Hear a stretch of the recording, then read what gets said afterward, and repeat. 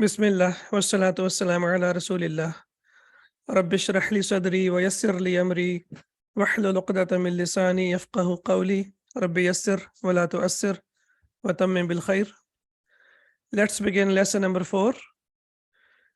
In today's lesson, we are going to learn about a very important phrase which is called prepositional phrase, al-jaru wal majruru. We started the book with a complete sentence, and I told you that there are like some phrases that are called incomplete sentences, we can say. So those are very, very important. And the first one that we are learning now is called prepositional phrase, which is called al-jaru wal majruru. Then we will learn about the detached personal pronouns, ad-damairu al-munfasila, which can be masculine, as we can see over here, huwa.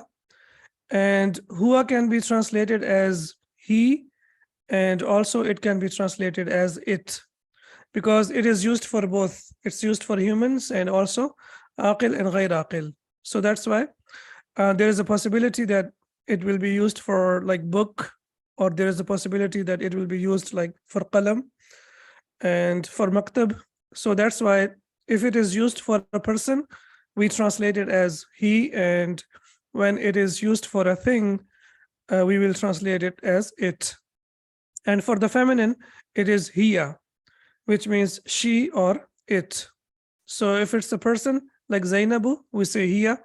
And if it's a thing like as-sa'atu, which is like the watch, then also we will use hiya for that. So prepositional phrase, that's number 1. Number 2, detached personal pronouns. And why we say detached? Because inshallah, when we proceed further, we will learn that there are also pronouns which are attached, but these are detached. And then we will learn about flexible and partially flexible names. And then 2 asma'ul istifham. These are 2 nouns that are used to ask question. One is aina, that means where, and the other is mada, that means what. So these are the things that we will inshallah focus on in this lesson. Before we proceed into the lesson, you remember like we started with the 4 properties of the noun, and we started with the capacity, and we saw that a noun can be indefinite or definite. It can be nakira and marifa. And we have a rule of thumb, as we can say, that in Arabic, every noun is indefinite. It's a nakira by default, except for the below categories. Okay, so these are some of the categories that we learned in basic grammatical concepts, and now inshallah we will add to them as we keep on learning and we keep on progressing. So the first one that we learned, that ismun alamun, proper noun is always a proper noun. For example, Muhammadun, Misru, and Jahannamu. Then we have learned in the previous lesson that when we add al construction to a common noun, it becomes a proper noun. And in Arabic, we say mu'arrafun billami, definite by adding al construction, as we discussed in the previous lesson. So waladun means a boy, and when we add al to that, it is called al waladu. And without learning, these things, we cannot proceed further. We cannot understand how to make a sentence. So that's why we have learned already about ismun alamun. Then we have learned about definite by al. And then you remember the book started with asma'ul ishara. It started with the demonstrative pronouns. It started with dhalika, hadha, and dhalika. Hadha kitabun wa dhalika baytun. So these 2 we have already learned, and these 2 are proper nouns, or they are definite nouns. All asma'ul ishara, we have learned 2 so far. All of them are always, they are definite or marifa, they are definite nouns. And to add to that, number 4, we have asma'ud damair, or we can simply call them ad-damair. That means personal detached pronouns. And inshallah, these are the ones that we are going to learn today. Huwa means he, and hiya means she. So these 4 are definite nouns. They are marifa. Number one, ismun alamun, the name of a specific person, place, and thing. Number two, the noun when we make it a proper noun by adding al. Number three, asma'ul ishara, hada and dhalika. And number four, asma'ud damair, or we can simply say ad-damair, that means pronouns. And the two pronouns that we are going to learn, they are huwa and hiya. Why do we need to know that? If we don't know that, we cannot make a sentence. You know how to make a sentence, right? We put definite and indefinite nouns together. But if we don't know which one is definite and which one is indefinite, you cannot make a sentence. So that's why it is very, very important for us to learn. So please now add this to your list. So alhamdulillah, 4 we have already learned, and the rest we have to learn 3 more, and that's it. So these are the only 7 categories which tell us that the noun is definite or it is ma'rifah. Back to our point number 1. Point number 1, as I told you, that we are going to learn about prepositional phrase, and preposition is called harfu jarrin. What is it called? Harfu jarrin. And the complete construction or the noun that comes after that is called majrurun. What do we call it? Majrurun. Let's look at the meaning. Literal meaning of harfu jarrin is a particle of pulling or dragging, when you're pulling something or dragging something. Okay, so that is called harf jar. And in this lesson, inshallah, we will learn 4 of them. Fi, that means in. Ala, that means on. Min, from. And ila means to. So let's look at the function. Basically what happens, we know that every noun in Arabic is marfu by default. It is marfu by default, okay? For example, al-baytu, that means the house. But when we put harf jar fi before it, then what happens? The tu got pulled to ti because of the preceding of fi. So al-baytu, because of fi, became fil bayti, as we can see over here. So now what happened? This dhamma was dragged and it was pulled and it was turned into kasra. And why did that happen? Because of fi, and fi is harf jar. So that means it is a factor. If you remember, I told you that every noun will be marfu by default. It can be mansub or majroor because of the factor. So what is fi? Fi is a factor. It's a factor that will turn a noun from marfu to majroor, as we can see over here. In English, we say factor, and in Arabic, we say amil. So there has to be an amil, and fi is a factor. So fi is harfu jarrin, and al-bayt is ismu majrurun, or ismun majrurun. And the same construction, the whole construction is called what? Jarrun wa majrurun. The one who drags and the one who is being dragged. Who drags? Harf jar. Who is being dragged? The noun. So that's why it is called jarrun wa majrurun. The one who pulls and the one who is being pulled. Okay. So when a noun is preceded by a preposition, it is said to be in genitive case. So in English, we say genitive case majroor, and in Arabic, we say majroorun. Al-baytu, the house. And when we want to say in the house, that means fil bayti. In the house, fil bayti. But if you want to say in a house, look at the difference, please. So when you say in the house, we say fil bayti. And when we see in a house, then we say fi baytin, in a house. So that's why it's very, very important that we should know the difference between al and the noun that is only a common noun, or it is indefinite noun. Fi baytin, in a house. Fil bayti, in the house. Fil bayti is shibhul jumlati, phrase. It looks like a sentence, but it's not. In a house is not a complete sentence. It is incomplete sentence. That's why we call it phrase. And in Arabic, what do we call it? Shibhul jumlati.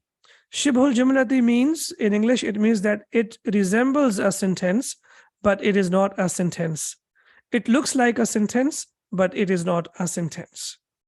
So I hope, inshallah, this is clear. And I'm emphasizing again and again, this is our phrase number 1, and this is very, very important, which is called prepositional phrase. And in Arabic, we call jarrun wa majrurun, the one who drags and the one who is being dragged. So we have 4 of them over here, inshallah, in this lesson. 2 in part A and 2 in part B. So in this lesson, inshallah, we will focus on fi and ala. When we say fil bayti, that means in the house, in the house. And when we say fi baytin, that means in a house.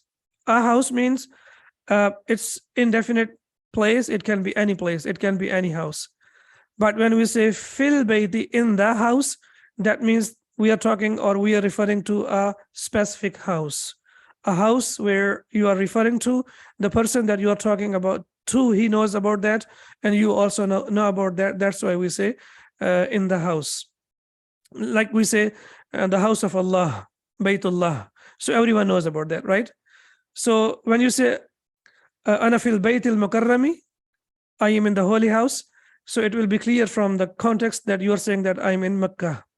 But when you say ana fi Makkah fi baytin, I am in Makkah in a house, then it means you can be in any other house, but you are not in Al-Haram or you are not in Makkah. Shibhu jumla means a phrase. It means incomplete sentence. What is incomplete sentence? Fil bayti is an incomplete sentence. Why do we say it is incomplete sentence? When you say in the house, is the meaning clear? Of course, no. When you say ar-rajulu fil bayti, the man is in the house, then it's a complete sentence. But when you only say in the house, it does not make any sense. So that's why we call it incomplete sentence, or we call it a phrase. Phrase means it's a sentence, but it's incomplete. It does not have the subject. So did you get the example? If you say fil bayti, what fil bayti? Okay, you come to me and you say fil bayti. I'm waiting. What do you want to say? I'm not clear. You are not clear. You are not saying what is in the house. Or you say ar-rajulu fil bayti, the man is in the house. Al-akhu fil bayti, the brother is in the house. Al-abu fil bayti, the father is in the house. Now it is clear. So that's why it is called incomplete sentence. Ad-darsu ar-rabi'u, lesson 4. Similarly here, ad-darsu ar-rabi'u, it is incomplete. It's a phrase. It's not a complete sentence, because lesson 4 is not a complete sentence. When you say it is lesson 4, then it's a complete sentence. So similarly, when you say ad-darsu ar-rabi'u, this is also incomplete sentence, or it's a phrase. Okay, there are only 4 phrases in Arabic language. How many?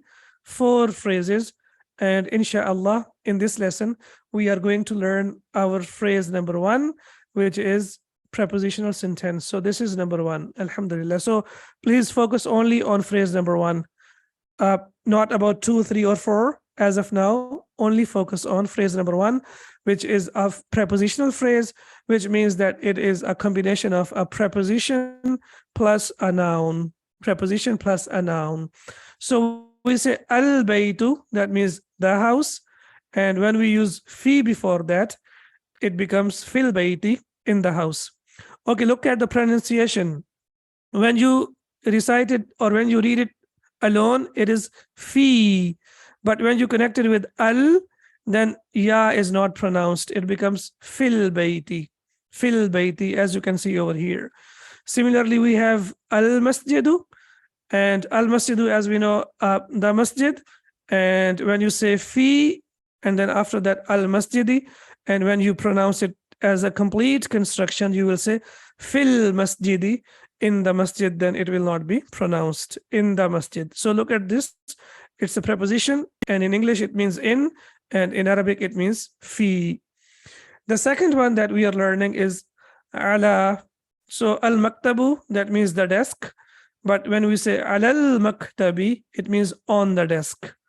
And similarly, we have as-sariru, that means the bed. And when we say alas sariri, that means on the bed, on the bed. Okay, now please tell me, in English, don't tell me even about Arabic construction. Does any of these constructions make any sense in the masjid? in the house, on the bed, on the desk. Does it make sense to you? No, of course not. That's why we call it a phrase and we call it incomplete sentence. But when I say Al-Kitabu al-Sariri, the book is on the table, then does it make sense now? Al-Kitabu al-Sariri, the book is on the bed, I mean. So does it make sense now? Yes. So that's why we call all of them, we call them incomplete sentences, or we simply call them phrases. Now let's move on onto the text over here. And as I mentioned over here, as you can see over here, that huwa means he or it, and hiya means she or it, and both of them are proper nouns. Both of them, we call them ad-dama'ir, and they are into the category of proper nouns. So now we have, and also I mentioned in the beginning that we will learn about a noun which is used to ask a question. So we have Aina and Muhammadun. Where is Muhammad? Okay, which one is a proper noun over here? Which one is definite? In this construction, we have Aina and Muhammadun. Which one is definite? Both of them are definite? No. Muhammadun is a definite noun because it's the name of a specific person or place. And Aina is indefinite. Aina is what? Indefinite. Why do I say that? Please note it down. All asma'ul istifham, all the words that we use to ask questions, they are indefinite. Let me repeat again. All the words that we use to ask questions, they are indefinite. They are nakira. Number one, we learned about Hamzatul Istifham. So Hamzatul Istifham, anta talibun, are you a student? It is indefinite. It is nakira. We have learned about ma ismuka or masmuka. What is your name? This is also indefinite. And the third one that we are learning today is aina. This is also used to ask a question. So now you have learned three of them. This is a particle. This is a particle. And these two are nouns. What do we call them? These two are nouns, okay? And all of them are used to ask questions. All of them are used to ask questions. Yes, Hamza is indefinite, of course. Man is indefinite. Mata is indefinite. Kaifa is indefinite. Please, as I said, all of them that we use to ask question, they are indefinite. So we have learned three so far. So please focus on these three so far. We have learned about Hamza. We have learned about Ma. And today we are learning about Aina. So Muhammadun is a definite noun and Aina is an indefinite noun. And we know that the combination of definite and indefinite noun is a complete sentence. It's a complete nominal sentence. However, the order can change. And why would the order change? The reason is, when we look at here, where is Muhammad? In English, look at that. Can we say Muhammad is where? Can we say Muhammad is where? Of course not. Yeah. So in English, we cannot say Muhammad is where. Similarly, in Arabic, we cannot say Muhammadun aina. That does not make any sense. So that's why, because it's ismul istifham, it is a question word. It is used to ask a question. That's why it is a requirement that it should come in the beginning of the sentence. However, the combination is the same. What is the combination? We have a definite noun here and we have indefinite noun here. And we know that the combination of definite and indefinite noun makes a complete sentence. Okay, Aina Muhammadun, where is Muhammad? Huwa fil ghurfati. So huwa, as we can see, he, and fil ghurfati is in the room. So we will say huwa fil ghurfati, he is in the room. Now it is a complete sentence. Now it is a complete sentence. Fil ghurfati is not a complete sentence. But when we say huwa fil ghurfati, now it becomes a complete sentence. And we know that huwa is a definite noun. We learned it today. It's ma'rifa. Then we have wa aina yasirun. And where is Yasir? Wa means ain, and aina yasirun. And where is Yasir? Huwa fil hammami. He is in the bathroom. Again, we have to put a line over here, so we know that we have to separate two things. Then we have wa and aina aminatu. And where is Amina? And the answer is hiya. Okay, hiya fil matbakhi. Now, why do we say hiya fil matbakhi? Please look over here. That for the feminine, we use hiya. She is in the kitchen. She is in the kitchen. Excellent. Aina al-kitabu. Where is the book? And huwa ala al-maktabi. Now, what will be the translation of huwa? In English, what will be the translation? It. We cannot say he is on the table. We will say it is on the table. That's why I told you, inshallah, that I will tell you all these small differences in Arabic and English. Maktab is desk. It's not a library. It's a desk. So maktabatun with ta marbuta is a library. Huwa ala al-maktabi. It is on the desk. Excellent. Okay. Wa ayna as-sa'atu. And where is the watch? Hiya ala sariri. Hiya ala sariri. She is on the bed? Of course not. We will say it is on the bed. Yes, it is on the bed. So that's why I told you, inshallah, that all these small details, I will, inshallah, tell you that you will like, inshallah, you will appreciate it, that all these small things, they will, inshallah, improve a lot of, confusions that we might have earlier. Inshallah, you will not have them anymore. And this was the picture in the book, and it was in the middle of the page, but I decided to put it over here so that we can put the translation over here. And it is about the kitchen, al-matbakhu, and al-matbakh means the kitchen. No, huwa and hiya are definite. Please, I told you that's why in the beginning of the lesson, I told you the categories of definite nouns. The categories of definite nouns, and I told you that we have learned about 3 categories, and today is the 4th one. And huwa and hiya, they are definite nouns. They are ma'rifa. They are not nakira. If you don't understand what is definite, you can simply say they are proper nouns. They are proper nouns. And indefinite means they are common nouns. So these are proper nouns.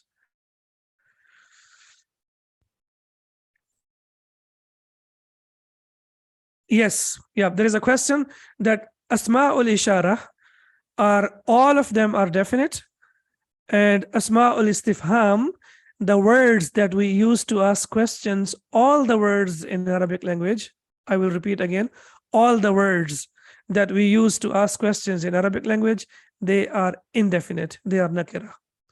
And we have to focus only on 3. We have learned only 3 so far. We have learned about hamzatul istifham. Hamza is the particle, it's a harf, but ma and aina, both of these are nouns. These are nouns.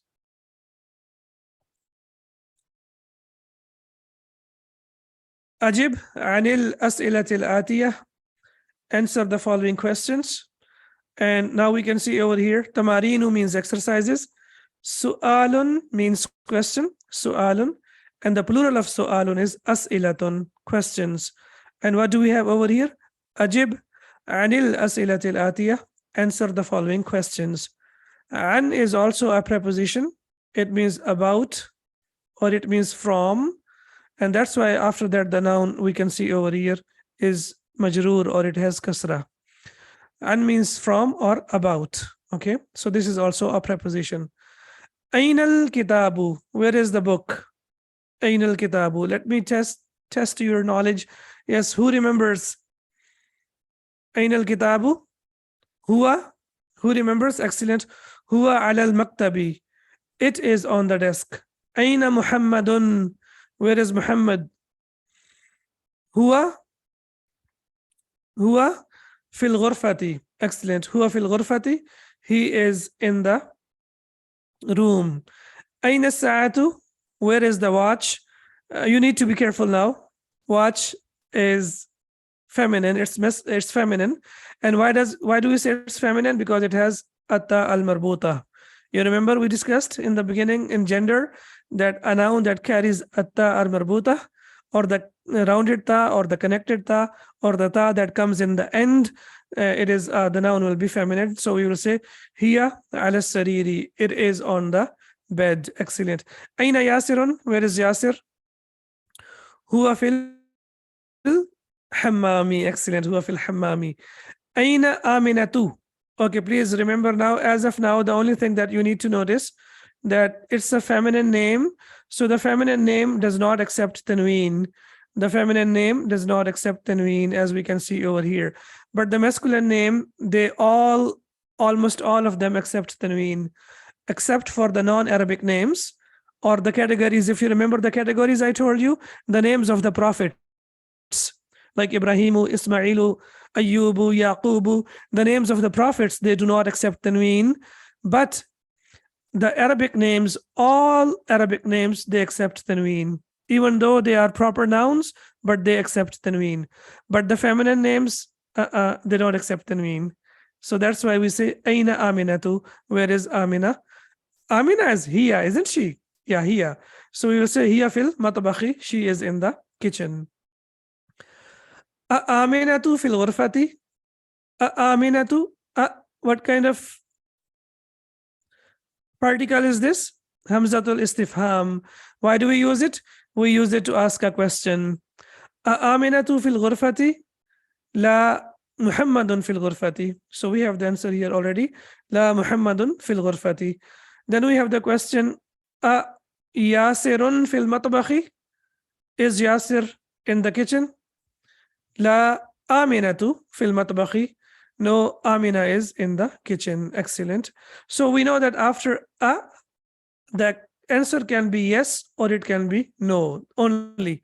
The answer can be only la or it can be na'am only. Man fil ghurfati. Man fil ghurfati. Who is in the room?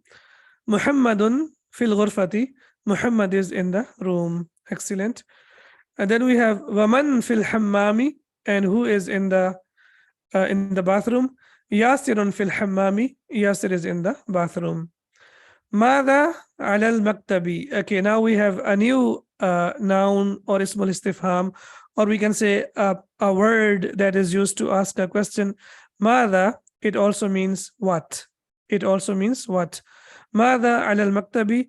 What is on the desk? Al-kitabu ala al-maktabi. The book is on the desk. Mada ala al-sariri. As-sa'atu ala al-sariri. The watch is on the bed, as we can see over here. Okay. Now we have learned that mada is used to ask a question about things, as we learned earlier. Ma, in fact, and mada is also it can be used with jar majroor. It can be used with a prepositional phrase, because normally mada is used with the verb. Please remember that mada, 99.9% cases, it is used with the verb. What is used with the verb? Mada. And what is used with the noun? Ma. What is used with the nouns? Ma. And here you can say that this is an exception. Please note it down, that this is an exception, that mada can be used with prepositional phrase. It can be used with jar and majroor. Normally, we do not use it with a noun. We do not use it with a noun. Yes, ma and mada have the same meaning. Yes, they have the same meaning. But ma is used, it can be used both. It can be used with the noun and with the verb. But mada is only used with the verb. Used with what? Only with the verb. Here it is used with the noun, and you can put it in the category of exceptions, that this is an exception, that we can put it with al-jar wal-majroor. We can put it with the prepositional phrase. No, there is no need to say ma ala al-maktabi. It's possible to say that. That's a good question. But mada is used for limited quantity, and ma can be used for quantity that is a lot. And there are some more differences as well, but I would like you to please focus on this at this point over here. Iqra waktub ma, and we know that ma is also a preposition. So it's a preposition. Ma means with. So what's going to happen after the preposition? What should I put over here?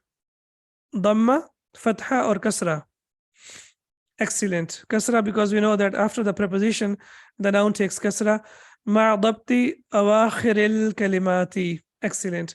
Read and write the case endings. Basically, we have to focus on the case endings. What will be the case ending of al-madrasa? Yes, please. The ending of al-madrasa. Dhamma. Okay, tell me why. Why Dhamma? I have a question, and it's a very important question. No, it should take Dhamma. It cannot take Kasra. But my question is, why does it take Dhamma? By default. Excellent. Because every noun by default takes Dhamma or Dhammatan. The default construction of every noun in Arabic will take Dhamma or Dhammatan. So something is there, it's on the table, something is over there. You look at that and you say, this is marfu'. Yani by default, it will take Dhamma or Dhammatan. It will take Kasra for a reason. And why will it take Kasra? Because we have fi before it. So now, what will be the ending of fil madrasa? Excellent. It will be fil madrasati. What will be the ending of al bayt? It will be fil bayti. Mashallah. I can see someone is typing in Arabic as well. Excellent. Yeah. Then we have al bayt. Yes. What is the ending of al bayt? Al baytu. Excellent. Because by default it will be al baytu. Okay. If we need to put kasra, there has to be a reason. Okay. If there is no reason, it will be with dhamma. Al ghurfa, the room. Al ghurfatu. Al hammam, the bathroom. Al hammamu. Excellent. Fi. Now we have a preposition. Fi. So what will be the ending? Fil matbakhi. Yes, in the kitchen. Excellent. Then we have al maktab, and the ending will be al maktabu, because it's the default. Ala. So you will say ala al maktabi. So please notice over here that when we read it separately, we say ala. When we read it separately, we say ala. But when we connect it with al, then it will be alal maktabi, then it will not be pronounced. Yes, alal maktabi. Alal kursiyi. Excellent. On the chair. And then we have as-sarir, and it will be as-sariru. Excellent. Alal kitab, and the ending will be alal kitabi. And al masjidu, but when we put fi before that, it will be fil masjidi. Excellent. Okay. Iqra waktub, read and write. Yes. Now, what should be the ending of al-talib, and what should be the ending of al-jamia? Okay. So when we put two nouns together, you know that both of them should take dhamma. So now both of the nouns cannot take dhamma. The first one will take dhamma by default. We know that because when we put two nouns together, indefinite and definite nouns, it becomes a complete sentence, and both of them take dhamma. But here, there is a problem. It cannot take dhamma because we have harfi jar, fi. So that's why it has to take kasra. But the meaning will be the same. The meaning will be the same. At-talibu fil jami'ati. The student is in the university. Similarly, what will be the ending of ar-rajul and al-masjid? It will be ar-rajulu fil masjidi. Excellent. Ar-rajulu fil masjidi, and the man is in the masjid. Aina at-tajiru. Where is the merchant? Aina at-tajiru. And we will say huwa. He is where? Fid dukkani. Excellent. Huwa fid dukkani. He is in the shop. Al-qalam ala al-maktab. So how will I read it? Al-qalamu ala al-maktabi. Al-qalamu ala al-maktabi. Aina Zainabu. Where is Zainab? I have a question. Zainab has dhamma. Why not dhammatan? What happened over here? Aina Zainabu. Does anyone remember? Because Zainab is a feminine name, and it's a diptot, and it will not accept tanween, and it will not accept kasra. Excellent. So all the feminine names, they are partially flexible, and they do not accept tanween, and they do not accept kasra. Excellent. So Aina Zainabu. هي في الغرفة. Excellent. She is in the room. أين الورق? Where is the page? هو على المكتب. It is on the desk. And when we say هو, it means it. هو على المكتب. It is on the desk. Okay. أين المدرس? Where is the teacher? هو في الفصل. هو في الفصل. He is in the classroom. أين ياسر? Where is Yasir? All Arabic names, masculine names, they accept tanween. They don't mind accepting tanween. All masculine Arabic names, not non-Arabic names. What is the meaning of non-Arabic names? For example, Williamu. Williamu. Is it an Arabic name? William. Is it an Arabic name? Of course not. It is a non-Arabic name. So non-Arabic name does not accept tanween. It will be partially flexible. But Arabic names, all the Arabic names, they are happy to accept tanween.